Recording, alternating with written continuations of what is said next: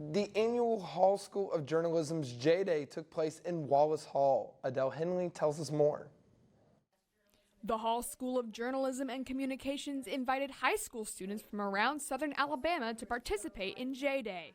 College students, professors, and professional journalists alike shared their knowledge and experience.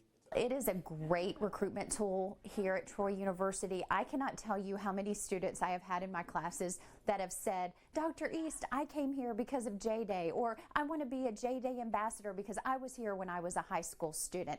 Students attended workshops where they learned the ins and outs of being a journalist, techniques behind design and photography, interviewing, and hands-on experience with the programs at Troy. Students even got to participate in mock broadcasts in the TrojanVision studio. One student, Haley Huss, got to anchor at TrojanVision's news desk. I heard about it through my school, and I saw it as a great opportunity to learn more about the field I want to work in. It's been really exciting and a little nerve-wracking, but it's so great to just try something new and continue learning. Advisors and student staff from TrojanVision, the Metropolitan, and the Palladium also spoke to students about pursuing student media.